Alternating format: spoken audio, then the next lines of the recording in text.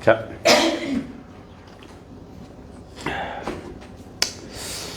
우리도 방학이 있어야 되죠. 얘들 방학하면 방학하는 거 아니에요?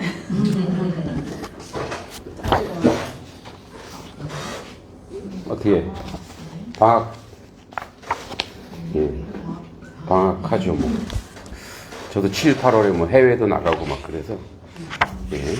자, 글쓰기는 이따가 또 참여하시는 분이 있어서 우선 3페이지부터 볼게요. 아이들은 놀이가 밥이다. 3페이지. 누가 하자고 하는 것이 놀이가 아니라 내가 하고 싶은 것을 하는 것이 놀이다. 놀이는 이제 내가 하고 싶어야죠. 이것이 내 놀이의 철학의 핵심이다. 그렇다면 놀이의 반대는 일일까? 일하거나 놀거나 둘 중 하나가 아니냐는 말이다. 일의 반대는 놀이고 놀이의 반대가 일이라는 것은 꽤 오래된 오해이고, 이런 오해 때문에 우리가 놀이가 무엇인지 알지 못하고 혼란에 빠진다. 놀이의 반대는 일이 아니다. 일이 바빠 놀지 못하는 것이 아니란 말이다. 그렇다면 놀이의 반대는 왜 일이 아닐까? 먼저 이렇게 물어보고 싶다. 왜 우리는 놀지 않거나 놀지 못하는가? 나아가 아이들을 놀게 내버려 둘 수 없는가? 불안하고 우울하고 두렵기 때문이다. 놀이의 반대는 일이 아니라 불안이고 우울이고 두려움이다. 그리고 이제 우리 이런 욕인가요? 이런 비하의 표현이 있죠. 놀고 있네. 예, 들어오셨죠? 놀고 있네. 예. 근데 놀고 있네는 사실 되게 좋은 건데, 그죠? 근데 그게 비하의 표현. 왜냐면 우리가 논다라고 하는 것은 생존과 연결돼 있어서 그가 실업자다 이런 뜻이거든요. 다시 얘기하면 생산 능력이 없다 이런 뜻이거든요. 왜냐하면 우리가 옛날에는 뭐예요? 옛날에는 먹고 사는 것이 굉장히 중요했기 때문에 일하는 것이 미덕이에요. 그러니까 노동 그리고 일이 이게 미덕이 된 거예요. 미덕. 예. 왜냐하면 이게 없으면 우리는 생존할 수 없는 그런 시대에 살았기 때문에, 그래서 논다고 하는 것이, 놀이라고 하는 것이 사실 엄청난 어떤 비하의 표현이고 욕이 되었다는 거죠. 그죠? 근데 이제 우리가 좀 먹고 살만 하며 살아가면서 인간은 유희의 동물이죠. 유희의 동물. 유희. 그러니까 인간은 이제 여러분 쾌락이라고 하죠. 그러니까 쾌락은 이제 우리가 이제 그 육체적 쾌락만 생각하는데 사실은 정신적인 쾌락도 있죠. 그죠? 그래서 철학의 이제 이 쾌락주의의 이제 정신적인 쾌락, 그 뭐라 그러죠? 에피쿠루스 학파. 예. 에피쿠루스 학파는 뭐냐면 이 육체적인 쾌락이 아니라 정신적인 쾌락 이런 거죠. 이 유희의 동물 인간은. 그래서 인간은 놀아야 돼. 그래서 아이들의 본성과 본능은 뭐예요? 노는 거예요. 놀이예요. 근데 놀면서 사실은 그게 아이들의 일이에요. 그러니까 노는 것이 놀고 있네가 노는 것이 아이들의 우리 아이들의 일이에요. 일. 그리고 이게 아이들의 어떤 책임이에요. 지금 잘 놀아야 돼. 그게 놀아야 어떤 집중력, 그 다음에 놀아야 두뇌, 이런 것이 굉장히 정서적인 안정감과 활동을 가지고. 그러니까 여러분 이제 우리가 아이들을 이제 특히 애들이 요즘 축구를 너무 좋아하는데, 그래서 이제 애들이 축구를 하러 가자 이렇게 모이면 애들이 벌써 표정이 달라져요. 예. 벌써 아이들에게 함께 공동체적으로 함께 논다 했을 때 애들의 상황이 완전히 달라지는 거죠. 그러니까 사실은 여기서 뭐냐면 놀이의 반대는 뭐래요? 불안이에요. 불안. 예. 놀이의 반대가 불안, 우울, 그죠? 이런 거라는 거예요. 두려움, 불안, 우울, 두려움이라는 거예요. 이렇게 되면 마음적으로 이렇게 되면 진정한 놀이가 이루어지지 않겠죠. 아이들이 불안하고 힘들면. 요거 끝나고 이따가 학원 가고 숙제 검사 받아야 되면 애들이 제대로 놀겠어요? 못 노는 거죠, 사실은. 그러니까 이런 불안함, 이런 정서들이 사실은 놀이를 방해하는 거죠, 우리 아이들. 그러니까 이제 대부분 아이들이 다 뭐 학원 가야 되죠, 그죠? 학원 가야 되고, 학원 숙제 해야 되고, 학교에서도 숙제 내주고, 학원에서도 숙제 내주고. 그러니까 이따가 이제 우리 할 거지만 우리의 그 경쟁 교육 틀 안에서 아이들은 뭐예요? 불안, 우울, 두려움. 그러니까 뭐예요? 애들이 놀아도 노는 게 아니에요. 예. 그러니까 아이들의 놀이는 뭐예요? 이제 그냥 그러니까 숨 쉬는 생존에 자기가 살려고 하는 거예요. 애들이 너무 거기에 이제 짜여 있다 보니까 자기가 살려고 하는 그런 여기서 벗어나고 싶은 거죠. 자, 우리가 아이들의 놀이를 옹호하지 못하는 까닭은 세상에 퍼뜨리는 불안과 우울과 두려움에 사로잡혀 있기 때문이다. 놀이를 제대로 살피려면 불안과 우울과 두려움을 파고 들어야 한다. 그래야 비로소 하고 싶은 것, 단촐하고 홀가분하게 만날 수 있다. 자, 불안하고 우울하고 두려운데 한가롭게 놀 수 있는 어른은 드물다. 그러나 아이들은 다르다. 아이들은 약간의 불안과 우울과 두려움이 있어도 그냥 놀고 그리고 금세 벗어난다. 난 참 이런 것을 볼 때 사는 맛이 난다. 불안도 우울도 두려움도 아이들의 놀이에 막지 못하는 것을 볼 때 말이다. 저희가 요새 저렇게 놀 마음이 아닐 텐데 하고 물끄러미 바라보다 깜짝 놀란다. 지금 내가 무슨 못된 생각을 하는 거야 하면 말이다. 내가 놀이운동이라고 희한한 일을 벌이는 작은 힘이 여기서 나온다. 불안과 우울과 두려움에 사로잡힌 어른들 사이에 불안과 우울과 두려움에 사로잡히지 않는 아이들을 보기 때문이다. 얼마나 재미있는가. 그렇다면 왜 아이들은 불안과 우울과 두려움 한복판에서도 놀이의 손을 잡고 어떻게든 하고 싶은 것을 하며 놀 수 있을까? 놀지 않으면 불편하고 아프다는 것을 아이의 몸이 알기 때문이다. 놀이와 아이들, 그리고 갈라놓을 수 없는 한 몸이다. 동무다. 그러니까 뭐죠? 아이들은 이 놀이와 한 몸. 한 몸이에요. 노는 거와 한 몸이에요. 그래서 까미가 이렇게 얘기했어요. 알베트 까미 있죠. 이방인 쓴. 내 앞으로 걸어가지 마라. 나는 따라가지 않을 테니.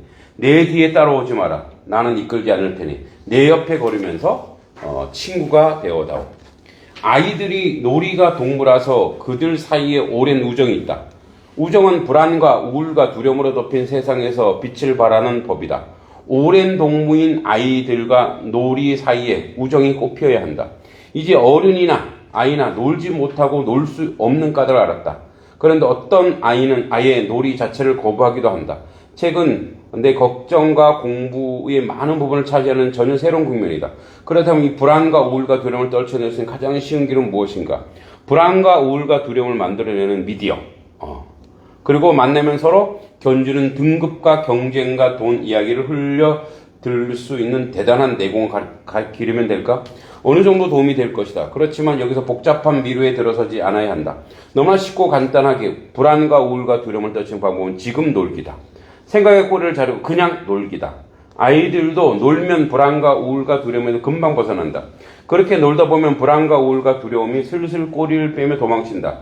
내가 작게나마 외치고 있는 놀이운동은 놀이의 반대의 일이 아니라 불안과 우울과 두려움과 공포이고, 이 불안과 우울과 두려움과 공포를 떨치는 가장 쉬운 길은 하고 싶은 것을 하며 놀기라는 말로 첫 발을 뗀다. 아이는 하고 싶은 걸 하며 놀 때 가장 잘 배운다. 그래서 배움은 놀다 보면 생기는 기타 등등 가운데 하나일 뿐이다. 그래서 우리 아이들은 뭐예요? 놀이를 통해서 배운다는 거죠. 네, 놀면서 배우고, 자, 놀면서 관계가 형성됩니다. 자, 우리가 이제 그 학교에서 이제 학제를 이렇게 동급생으로 이렇게 이제 놓다 보니까 그런 게 없는데, 사실은 우리가 통합적으로 수업을 하다 보면 아이들이 이제 같이 놀면서 놀이를 하면서 뭐냐면 사회성을 길어요. 놀이를 하면서. 그리고 규칙도 배웁니다. 규칙도 배웁니다. 그리고 절제도 배워요. 자, 한 예를 들어 드릴게요. 우리 아이예요. 자, 주성이 알죠? 주성, 박주성. 걔가 축구를 할 때 자기가 공을 차야 돼. 근데 어리니까 공이 잘 와요, 안 와요? 안 오죠. 그러니까 공을 잡으면 공을 발로 차야 되는데 공을 잡아요. 잡아서 운동장복으로 던져버렸어요. 왜? 자기한테 공이 안 오니까 뭐 여기를 해방 놓고 싶은 거예요. 그게 이제 화가 나는 거죠. 그래서 공을 2개를 준비했어요. 이건 네 공이야. 그랬더니 또 그건 또 싫대. 뭐죠? 규칙을 알았던 거야. 근데 요즘은 바뀌었어요. 주성이가. 요즘 주성이가 발로 차고 밖으로 내던지지도 않아요. 그리고 물론 이제 뭐 하민이나 애들이 야 주성이야, 야 주성이 네가 차 이렇게 해요. 그럼 걔가 차는데 예전에는 손으로 잡고 있는데 그 손을 잡지 않아요. 뭘 기른 거죠? 사회성 규칙 그리고 절제를 기른 거예요. 그 뭘 통해서? 애가 놀이를 통해서 기른 거예요. 예. 그 어제라네. 지난 월요일 날에는 주성이가 그러더라고요. 이제 애들이 이제 제가 저학년을 조금 일찍 끝내요. 일찍 끝내서 이렇게 조금 그 안에서도 놀 수 있게 하고 밖에서도 놀 수 있게 하고. 왜냐하면 손만 진탕하고 가니까 월요일 날 나오기 싫은 거죠.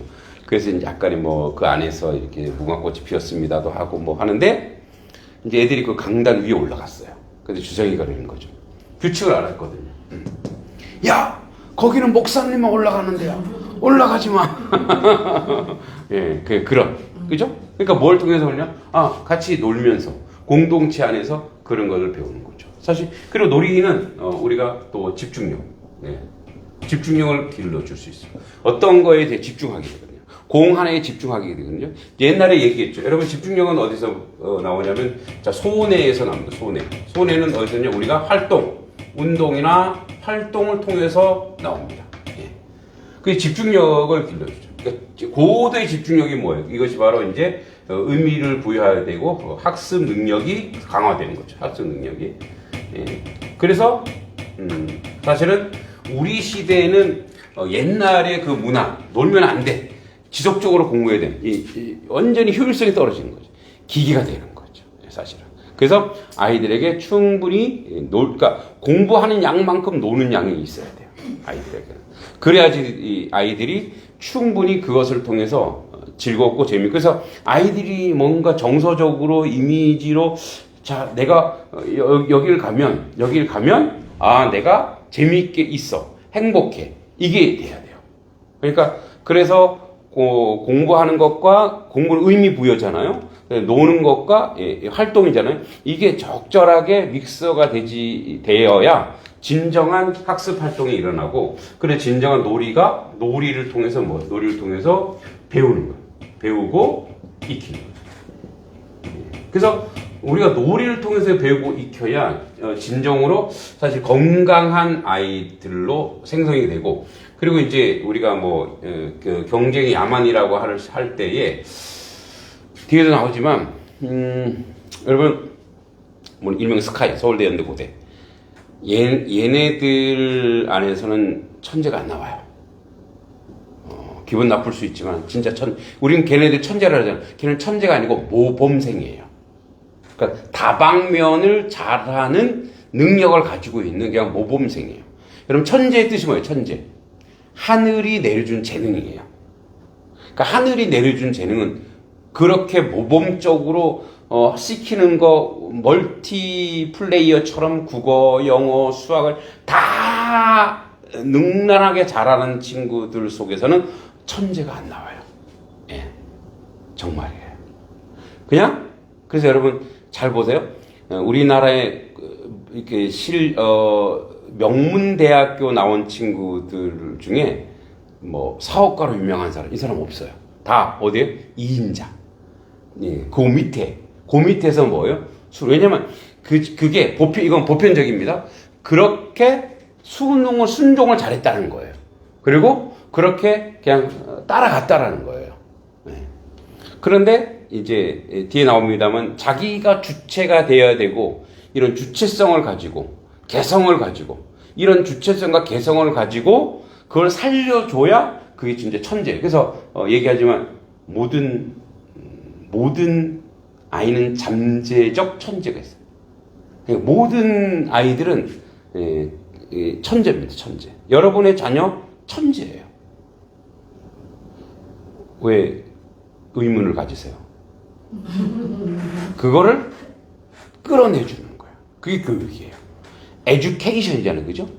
그게 뭐냐면 이가 뭐냐? 이가. 자, 그 가지고 있는 것을 집어서 끌어내주는 거예요. 그게 잠재적 천재가 우리 아이들의 천재거든요.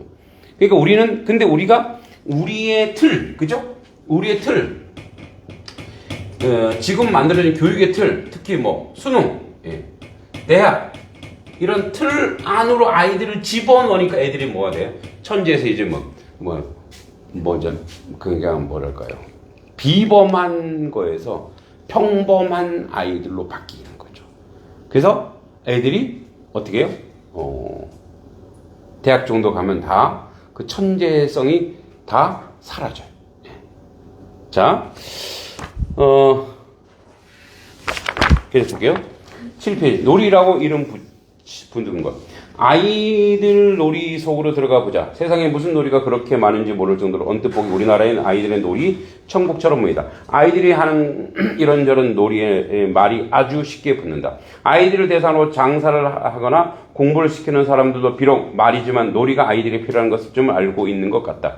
그러나 그 속을 조금만 들여다보면 놀이를 전혀 엉뚱한 맥락으로 쓰이고 있음을 목격한다. 나는 몇 가지를 눈여겨본다. 하나, 놀이라는 말을 앞뒤에 끌어다 쓰는 것을 볼 때 먼저 내용이 없음을 놀이라는 말로 포장하고 있는지 본다. 둘, 안으로 들어가 그곳에 하는 놀이가 정말 놀이인지 본다. 셋, 다시 더 안으로 들어가 그것이 비즈니스 모델을 따르거나 추구하는 집단인지 거스르는 모임인지를 본다. 첫 번째 경우는 꽤 많다. 부모라면 내용 없음이 더불어 물건 팔기에 영혼까지 할인하는 영업하는 하나로 놀이를 끌어다 쓰는 곳을 가려낼 줄 알아야 한다. 놀이는 머리가 좋아지라고 하는 게 아니라 즐거움과 기쁨은 미래가 아닌 오늘 당장 만나는 일이다. 즐거울 때 행복할 때 느낌이 어떤지 알아야 즐겁고 행복한 무언가가 더듬거리며 찾아갈 수 있다. 두 번째 경우 놀이의 맥락이 없고 순서만 있는, 그래서 웃음소리가 들리지 않는 가짜 놀이 이야기다. 비석치기를 생각해 보자. 비석치기가 뭔지 아세요? 다 해보셨어요? 와, 시골 출신이신가? 예, 그 돌 이렇게 쌓아놓고 이제 이렇게 탁탁 떼서 탁 치는 거죠, 비석치기. 자, 그러나 그러니까 누군가 어느 날 갑자기 비석을 사거나 잘 나와. 자, 우리 비석치기 하자. 그런 경우 엉터리라는 말이다. 아이들과 비석 사이에 어떤 인연도 만들어지지 않았는데 아이들은 비석을 자기 몸처럼 여길 까닭이 없다. 동무가 던지는 비석에 내 비석에 맞아 쓰러진들 감흥도 없다. 이런 것이 억지놀이다. 다시 말해 민속놀이, 전래놀이 한다고 해서 그게 놀이가 아니라는 말이다. 비석치기가 끝나도 나서도 마찬가지다. 비석은 나이기 때문에 고이 지고 가서 잘 간직한다. 놀이 끝났어도 놀잇감을 제 몸처럼 사랑하는 마음, 이게 놀이다. 비석치기의 아름다움에 대해서 뒤에 좀 더 이야기했다. 세 번째, 이런저런 놀이를 이끄는 집단이나 모임의 성격을 본다. 한두 사람이 이끌어서 놀이라기 보기 어렵다.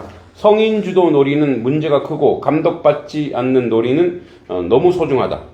그거는 레크레이션이다. 놀이 속에 있는 아이가 주인 노릇을 할 때가 그것이 놀이다. 놀이란 것은 대부분 혼자 할 수 없고 함께 한다.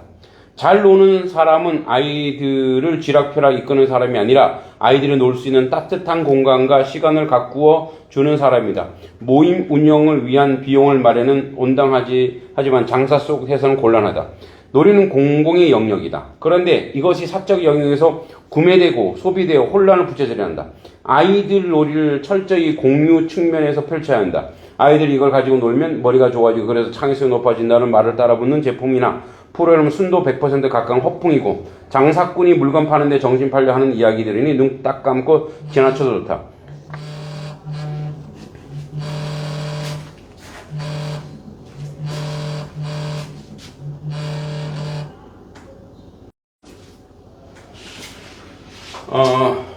자, 그래서 놀면 머리가 좋아져.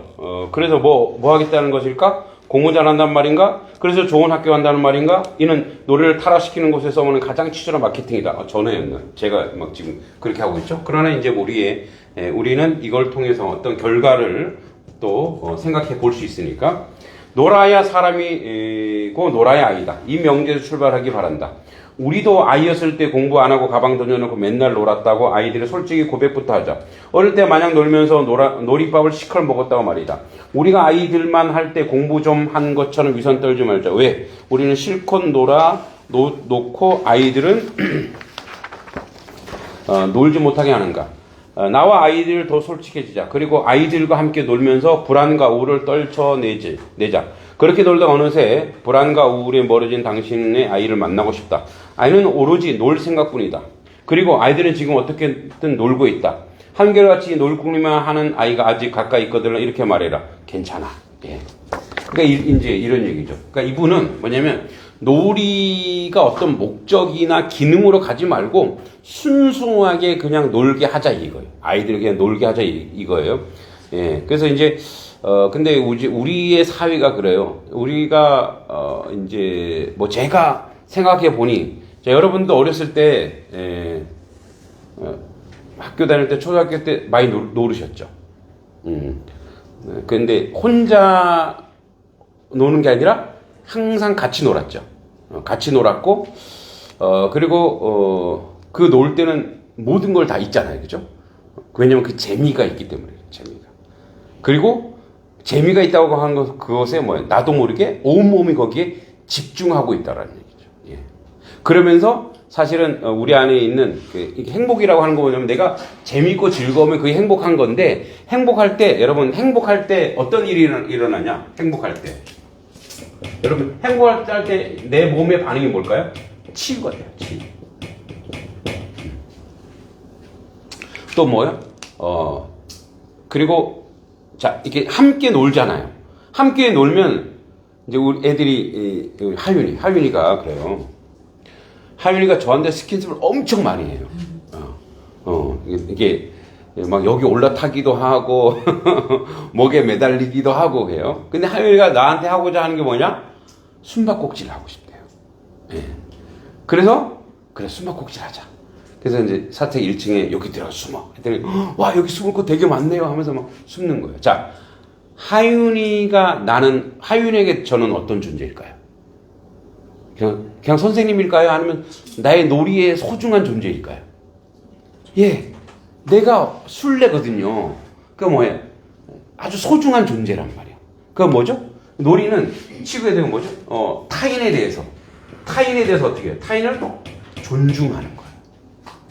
귀하게 여기는 거예요. 왜? 나와 함께 놀 수 있는 대상이고, 그 다음에 저 사람이 없으면 나는 재미가 없거든. 그리고 행복하거든. 그래서 이렇게 노는 거를 잘하는 아이들은 항상 뭐예요? 사람 만나는 걸 좋아해요. 그리고 사람에 대해서 자신도 모르게 긍정적이고 선하고 왜? 그 사람이 나에게 소중한 사람이거든. 가치 있는 사람이거든. 예, 의미 있는 사람이거든. 그러니까 그렇게 해서 아이들은 뭐예요? 성장하고 발전하고 자라가는 거예요. 제가 이제 설교에서 그런 얘기 했는데 한때 제가 저기 사당동 앞에 남현동이라고 관악구에 상록 보육원이라고 있었어요. 보육원에 그 보육원에 뭐 김미화 이런 분들 연예인들도 와서 봉사활동도 하고 그랬어요. 저도 이제 그때 이제 아이들 가르칠 때니까 아이들 한 40명 데리고 가서 거기 있는 아이들을 같이 어울려서 놀고 축구도 하고 그랬어요. 근데 꼭 싸워요. 근데 이렇게 놀라운 게 있어요. 이 보육원이 지금은 이렇게 그때도 그래요. 그때도 입는 거, 먹는 거 나라에서 나오니까 잘 나와요. 그러니까 그 보육원보다 못 사는 아이들이 우리 제가 학교에 다닐 때 있었단 말이에요. 그런데 발육 상태를 보면 보육원의 아이들보다 이 아이들이 훨씬 좋아요. 왜 그럴까요? 예, 사랑을 받고 있다라는 느낌을 애들이 받고 스킨십을 하기 때문에 예, 서로 사랑받고 있고 서로 사랑하고 있고 그리고 내 가족이 있고 이게 이 안정감이 이 행복감이 그를 성장하게 하는 거예요. 이쪽 애들은 아무리 좋은 곳에도 항상 결핍을 느껴요. 그래서 이쪽 애들도 계속 이렇게 애기들은 계속 이렇게 스킨십을 해요. 막 발에도 막 안아달라 하고 막 그래요. 우리가 우리 아이들에게 지속적인 스킨십을 저희 고3 아들 중학교 3학년 때까지 뽀뽀를 한 것 같아요. 네, 중3까지 뽀뽀. 엄마는 안 하겠지. 네. 그래서 그 어제는 제가 좀 안마를 할 줄 알거든요. 이렇게 길을 딱. 어제는 딱 엎드려지면 아빠 안마해 주세요. 쫙 풀었더니 와 모든 피곤이 다 사라진다 이러면서 스케줄 자꾸 해요. 그러니까 이제 충분히 사랑받았다고 느끼는 아이는 그냥 그 아우라가 있어요. 사랑의 아우라가 있어요. 이제 우리 막내한테 좀 그런 걸 제가 좀 느끼는데 딸내미는 제가 막 핍박을 많이 해요.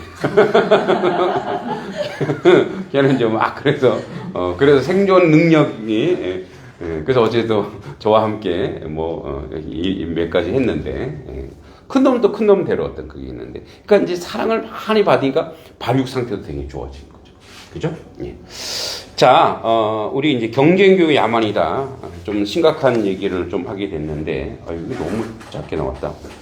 자, 이제 우리 앞에 지난번에 얘기했어요. 이렇게 경쟁교육이, 이제 지난번 걸 얘기하면 이제, 우리가 착각하고 있는 게 있다 그랬죠. 그게 뭐였냐면, 공정하다는 착각이죠. 그죠? 공정하다는 착각. 그래서, 삼각의 트라이앵글 얘기했었죠. 세 가지. 뭐였냐면 우리가 한참 오래돼서 까먹었죠.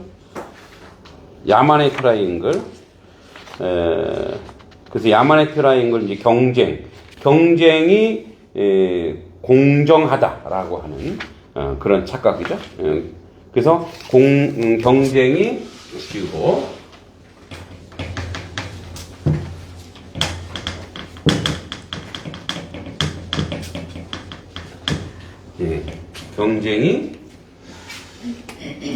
경쟁이 공정하다. 그리고 이것이 능력이다. 경쟁은 공정하며 능력이다. 이런 착각이 있다 그랬죠. 이런 그 착각이 결국은 이제 능력주의 이데올로기를 정당화시키는 거죠. 그죠? 그래서 이게 능력이다. 그래서 이 능력주의 이게 이제 이념이 됐어요. 이념이 돼서 우리 가운데 근데 사실은 경쟁해서 공정하거나 능력은 아니죠. 사실은 사람마다 다 개인 차가 있는데 그대로 그거를 가지고 공정하다라고 하는 착각, 그게 우리 가운데 있다 그랬죠. 이것이 그래서 야만의 트라이앵글이라고 얘기했습니다. 자, 그러면서 이제 오늘은 교육도 비즈니스에서 되게 심각한 얘기했는데 그래도 희망은 있다라는 이야기인데 제가 이제 이 책을 보면서 할게요. 사실 이 책 있지 않나요? 있죠. 근데 안 가져오셨죠? 예, 제가 그럼 읽어보겠습니다. 인류의 역사는 어쩌면 몽상의 역사입니다. 인류가 성취한 모든 위대한 이상 한때 누군가의 몽상이었습니다.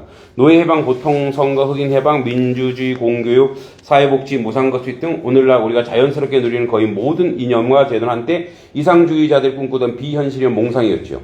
우리 아이들은 끝없이 경쟁으로 내모는 경쟁 교육을 넘어 우리 아이들을 존엄을 자각하고 타인의 존엄을 존중하는 존엄 교육으로 나아가는 것은 결코 이루어질 수 없는 꿈이 아닙니다. 혼자 꾸는 꿈은 몽상이죠. 모두 함께 꿈을 꾸는 현실입니다. 마이클 샌델은 능력주의 폭군, 그죠? 이런 마이클 샌델 누군지 아시죠? 마이클 샌델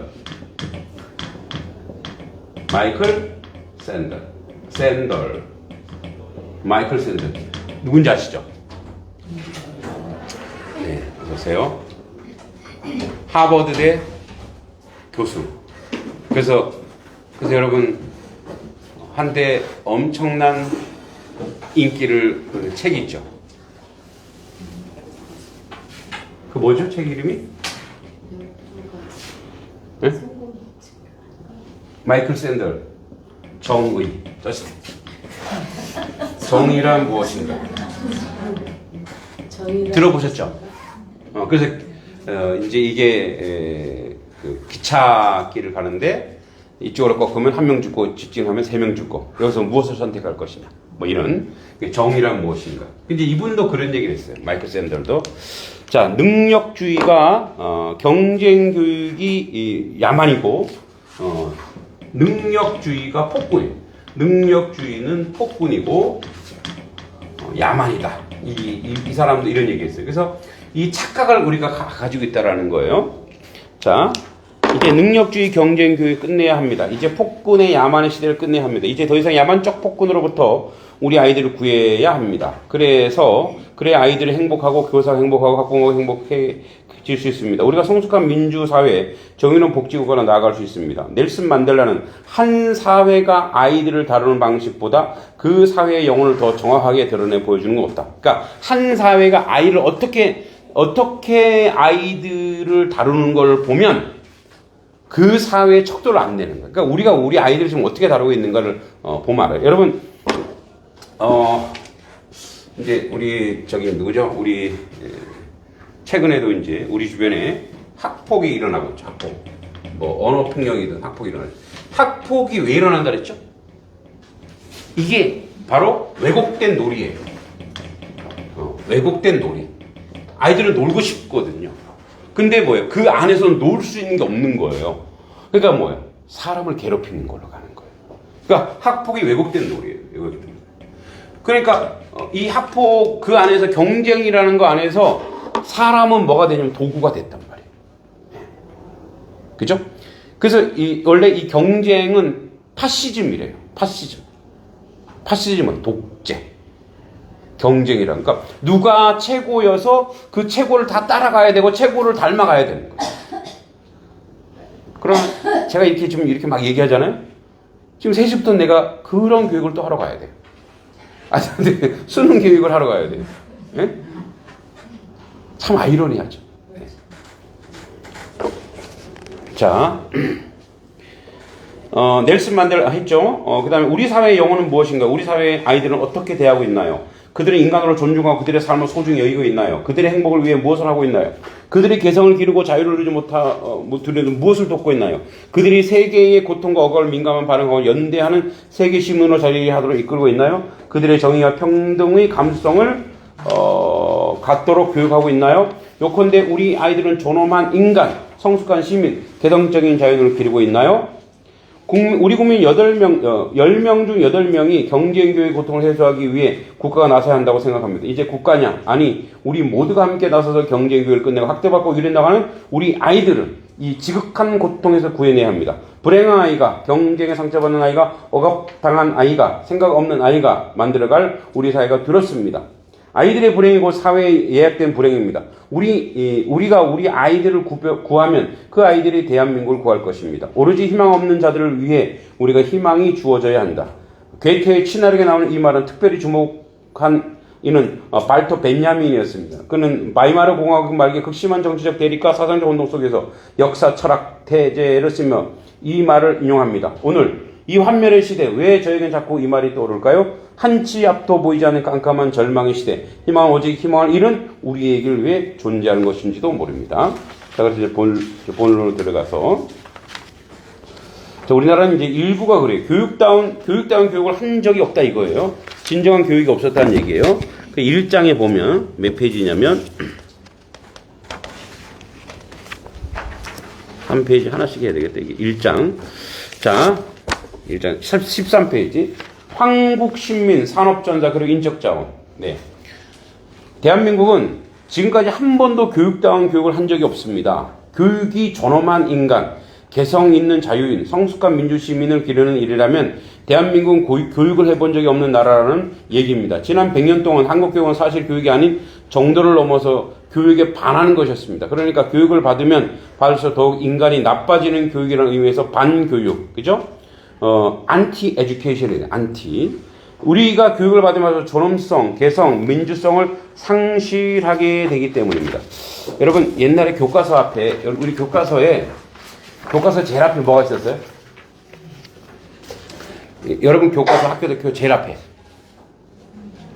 국민교육헌장. 우리는 역사적 사명을 띠고 그걸 다 외우라 그랬죠. 그게 독재예요. 그러니까 교과서가 뭐냐면 교과서가 그 정권의 사람을 그렇게 길러내겠다는 게 교과서, 그 교과서인 거예요. 그러니까 교과서가 보편적이며 정의로우며 공정한 교육, 그런 교육으로 순수하게 있어야 되는데 정권의 입맛에 맞는 교육을 했다 이 말이에요. 여러분 그래서 우리가 태극기 앞에서 뭐죠? 다 뭐 맹세하죠 맹세. 근데 내가 자유시민으로서 내가 국가에 내 목숨을 바칠 맹세? 아니 이제 그게 보편적 가치일 수는 있으나 그것을 어떻게 사람 한 사람한테 뭐냐면 맹신할 수 없다는. 그건 뭐냐면 이게 그것도 똑같고 한국 시민하고 똑같은 거예요. 그러니까 그 일제히 한국 시민이 그대로 뭐라온 거예요? 국기 앞에서 맹세하게 하는 거예요. 그래서 뭐예요? 국기 개양돼서 서야 되는 거예요. 이거 완전 우상이죠 우상. 국기가 뭔데? 그 국기도 막 그래서 어떻게 해요? 이걸 더럽히면 안 돼서 빨면 안 되고 태워야 된다 막 이런 그런 이데올로기. 국기가 헌법 조각에 불과한 거예요.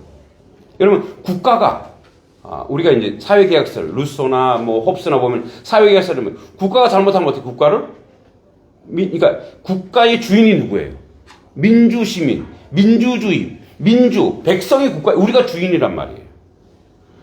왜 그 변호인 영화에 나오잖아요. 그 변호사가 얘기합니까? 국가란 무엇입니까? 국가란 정치 지도자가 아니라 국가란 국민입니다. 이렇게 얘기하잖아요. 그러니까 여러분들이 국가인 거예요. 근데 뭘 우리한테 맹세를 하라 그래? 갑자기 열받네. 근데 이제까지 다 했잖아요. 네. 그죠? 그 연예인 누가 얘기 들어요? 누구죠? 연예인들이 개그맨은 뭘 그렇게 첫 씨부리 쌌노? 그죠? 그러니까 우리가 그렇게 세뇌 교육을 받은 거예요. 이게 뭐냐면 일제의 한국 시민이 그대로 온 거라는 거예요. 그래서 국민이 주인이고 국가는 국민이고 국민이 원할 때 이 정부가 뭐하면 우리가 뭐예요? 그거를 갈아치울 수 있는 그런 능력이 있는 거예요. 사실은 그게 국민인데 그런 민주시민의 의식인 거죠. 제가 이런 얘기 하잖아요. 옛날 같으면 이런 얘기하면 제가 뭐예요? 국가보안법으로 끌려 들어가요. 그런 사회였어요. 완전히 일제를 그대로 모방하고 따라가는 거예요. 지난 100년 우리 교육 한번 돌아보죠. 먼저 우리는 36년 동안 일본 제국주의 식민지 지배를 당했죠. 이 시기의 교육의 목표는 일제에 충성한 한국 시민을 기르는 것이었습니다. 마침내 1945년 해방이 되었지만 우리는 분단과 내전의 비극을 겪었습니다. 그리고 역사의 소용돌이 속에서 10년간 민간 독재, 30년 군사 독재를 경험했습니다. 이 독재 시대의 교육의 목표는 방공투사, 산업전사를 기르는 것이었습니다. 그 오랜 민주화 투쟁 끝에 마침내 민주정부가 들어선 지 이제 30년입니다. 그렇다면 민주정부를 제대로 된 교육을 했을까요? 저렴한 인간 성소, 시민을 기르려고 했을까요? 민주정부 내세운 목표는 난데없이 인적 자원입니다. 그리고 교육부는 이름도 인적 자원부, 교육 인적 자원부로 썼어요. 사람을 뭐로 만들었어요? 도구화 시켰어요. 사람을 자원으로 만들어버렸어요. 이런 문제. 이렇게 지난 100년을 교육을 돌아보면 충격적인 사실을 깨닫게 됩니다. 이 나라에서는 교육을 해본 적이 없는 것 의미죠. 일제강점기 제국주의 노예, 황국 시민을 기르는 것을 해방 이후 독재 정권의 국가주의의 도구, 방공투사, 산업전사를 키우는 것으로 목표를 삼더니 마침내 민주정부에서조차 자본주의 부품의 인적 자원을 만드는 것이 그러니까 뭐야? 사람을 가지고 뭐로 만드냐면 애들이 교육을 받는 애들이 얘네들이 돈을 벌 수 있는 비즈니스 할 수 있는 애들로 만들어 버린 거예요. 여러분 옛날에는 초등학교나 이 학교 쓸 때 돈을 안 내고 썼어요. 지금은 학교 쓰면 예부 기관에서 학교를 운동장 쓰면 뭐 해야 돼요? 돈을 내야 돼요. 이거 그때 나온 거예요. MB 정권 때. 이렇게 원래는 우리가 세금을 내서 학교가 돌아가는 거잖아요. 그러니까 세금을 내서 학교가 돌아가고 있는데 근데 또 학교에서 무슨 학교를 좀 우리가 예전에는 그냥 학교 마음껏 썼어요. 그냥. 그죠? 우리 기억하시죠? 마음껏 들어갔다. 이제 물론 안 좋은 사건도 일어나고 그래서 그런 게 좀 있긴 하지만 마음껏 썼는데 왜 세금을 내고 공공기관이니까 거기가. 근데 이제는 그 공공기관 또 돈을 내야 되는 거예요. 이중과세잖아요, 사실은. 이게 뭐냐면 나라에서 정부에서 이게 이제 반만 지급하고 반은 너네가 학교에서 비즈니스 하라 이거예요. 그 선생님들이 뭐 하고 있냐면 선생님이 장사를 해야 돼, 장사를. 그게 뭐와 연결되어 있냐면 이제 신자유주의와 또 연결되어 있어요. 그러니까 모두가 뭐예요? 모두가 돈을 찍어내고 돈을 만들어내는 도구화로 시키는 거예요. 우리가 아이들한테 야, 너 직장 구했니? 너 돈 얼마 벌니? 이걸로 먼저 가잖아요. 너는 어떤 일을 하고 있니? 어떻게 가치 있는 일을 하고 있니? 너가 그게 재미있니? 행복하니가 아니고 얼마 받니? 얼마니? 연봉이 얼마니? 이걸로 가잖아요. 이게 뭐예요? 우리가 지금 가치가 엄청나게 전도돼 있고 사람을 뭐로 시킨다는 거? 도구화시키고 기능화시켰다는 거예요. 그래서 우리 아이들도 능력 있는 아이로 갈 때 뭐예요? 자, 여러분, 우리가 왜 자꾸 아이들을 의사를 만들려고 해요? 의사. 의료는 기능. 이거는요, 기계가 이제 거의 다 해요. 근데 아이들 왜 의사로 만드냐면 의사가 대접받고 돈 잘 벌거든. 그런 사회로 전락하고 있다는 거예요. 그게 바로 뭐냐?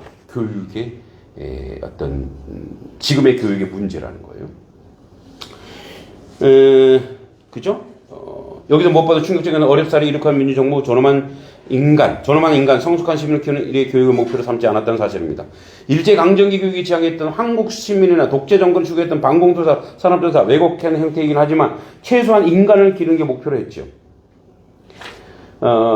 하지만 민주정부 키우자는 애초에 인간이 아닙니다. 그들은 인간을 자원으로 변화시키고자 한 것입니다. 제가 어디까지 복선이냐?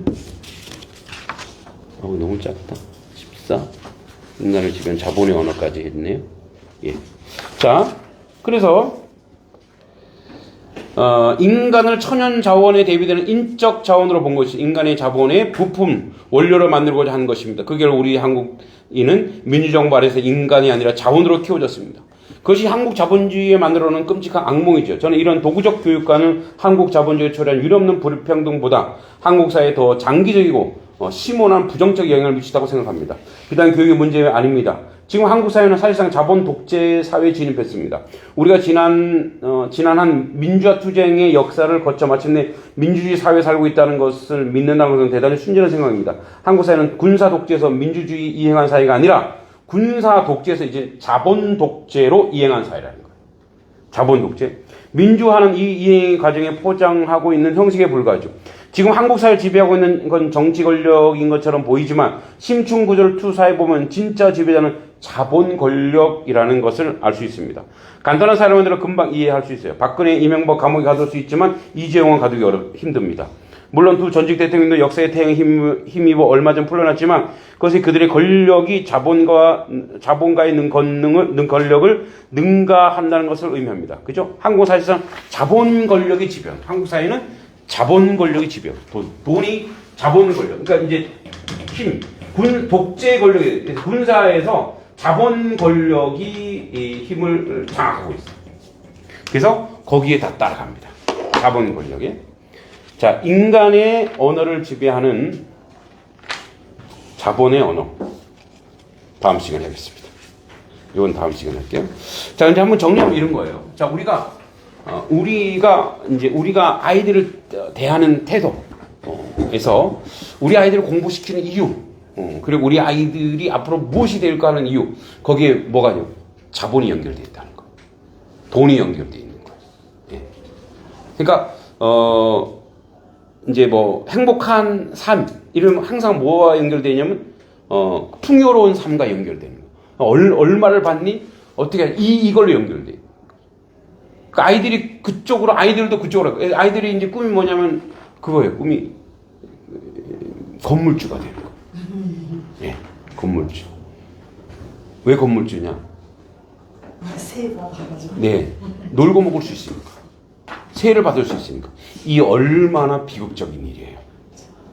아이들이 생산적인 일을, 창의적인 일을, 가치 있는 일, 의미 있는 일보다 뭐예요? 그냥 나는 돈을 받고 그냥 돈 잘 먹고 잘 살겠다? 이런 개념으로 이렇게 축소된 그런 사회가 됐어요. 그러니까 우리 아이들을 우리가 어떻게 길러낼 것인가? 사실상 저는 그렇게 생각해요. 학교는 이미 뭐예요? 이런 교육의 시스템과 있단 말이에요. 그러니까 학교에서는 이런 교육 철학 이런 거를 여러분 우리 초등학교 아이들한테 교육 철학이나 이런 의미 있는 이런 것들을 가르쳐 주지를 못해요. 왜? 시스템이 그렇게 돼 있거든요. 구조가 그렇게 돼 있거든요. 그러니까 예를 들어서 국사를 배워요? 아이들이 자 역사는 이렇게 돼서 그래서 우리는 지금 어떻게 살 것인가? 우리의 삶의 의미를 얘기해 주지 않아요. 그냥 역사가 이래, 국사 이렇게 해서 이렇게 비극이 있었어. 정보만 제공해 줄 뿐이에요.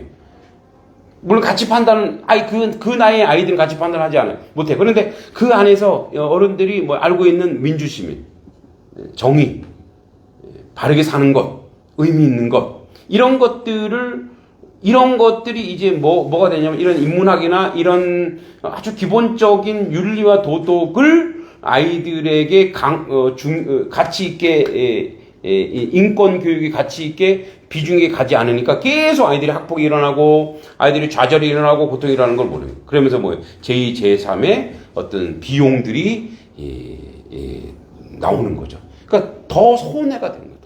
더 안 좋은 일들로 만들어지고 세워지는 거죠.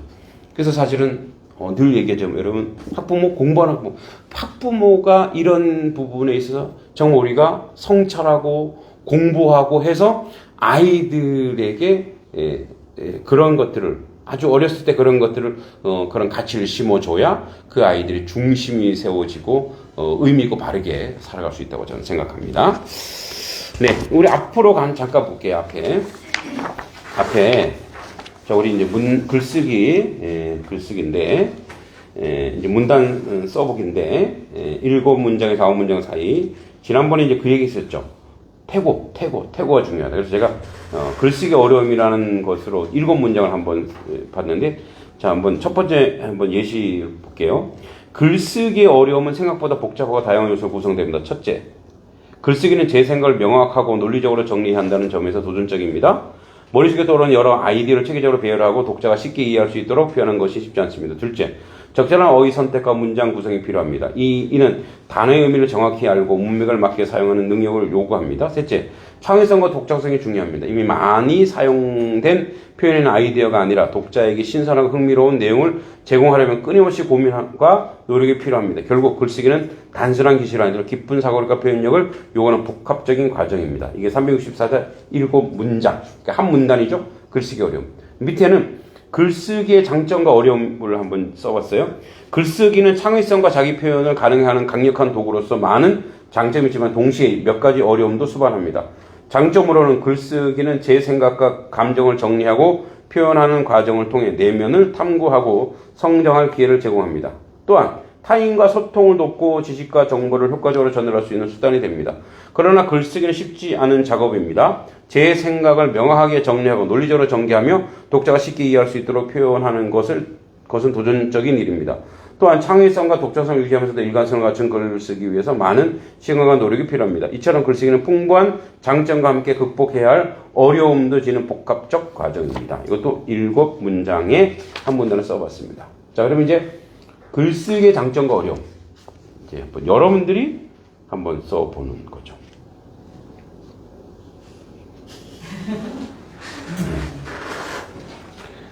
네.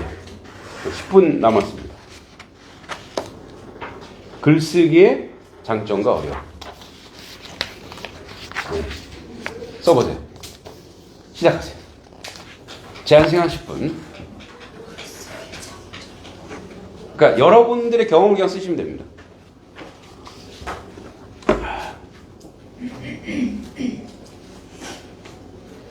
글쓰기의 장점과 어려움.